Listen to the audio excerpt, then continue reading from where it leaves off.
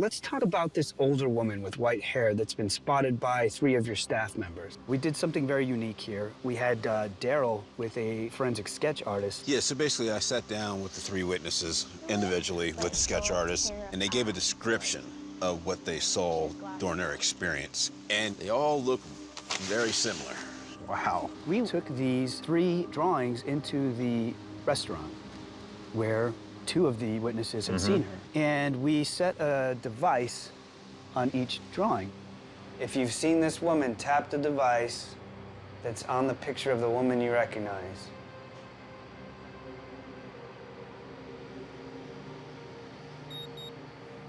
Wow. Give me chills. So these 2 kept going off, the devices, kept saying they recognized those.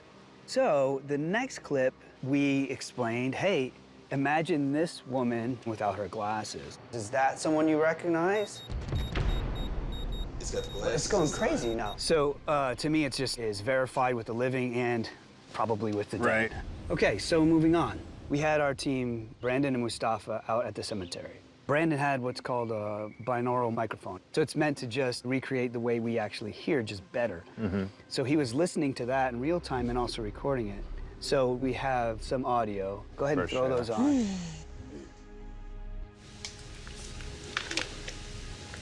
Light. Yeah, just Okay, like, just a blip. Yeah, it's like a whisper. Okay, this one, you see this spike here. Yeah. That's not the voice, it's directly in front of that. So go ahead and listen to that. Whisper. Sound like Just a whisper. Yeah. Do you hear just that little female? Just it's like, just about that's about all you get. Yeah, it's like a squeaky voice. Yeah.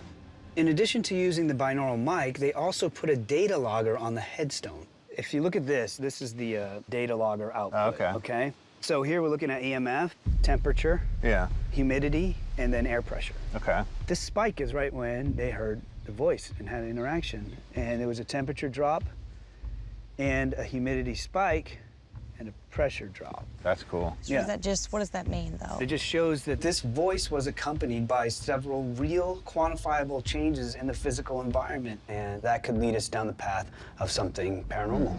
Now, one of the main concerns that we found was fire. Yeah. And there has been some stuff here that would make people question their safety. In your family's history, fire was a terrible foe. Yeah. I mean, it was all throughout your history. Yeah. So we called in an inspection team. Okay. And Daryl met with them, and they checked out the system. Yeah, the inspection team went through the stables, the fine-tooth comb, and the castle. Nothing. It is so tight and so well done. They found nothing. They did all their smoke tests. Yeah. There's no reason in their minds that that should be going off. But what's strange is that our investigators, Brian and Rochelle, went into the restaurant, and they started getting kind of headachy and lightheaded and reported smelling an odd odor. It smells like gas. It does smell like gas in here, big time. And then Brandon and Mustafa got into the Landau suite, and when they got in there, it was over 100 degrees in there. Oh, it's hot here. Damn.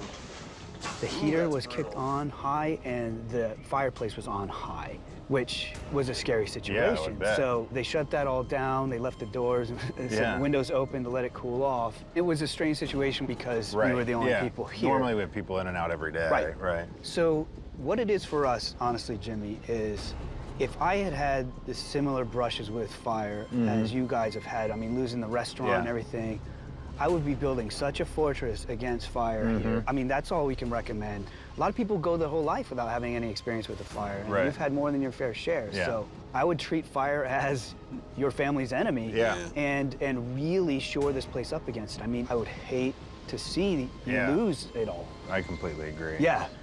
So there's something happening here, but we don't have any definitive conclusions as of now.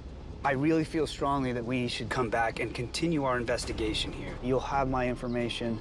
Reach out at any time. Jimmy, you already have my number. Just tell us when it's a good time to come back, and we'll be here.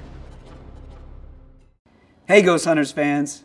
Be sure to subscribe to the A&E YouTube channel for more paranormal content, and catch full episodes on A&E or aetv.com.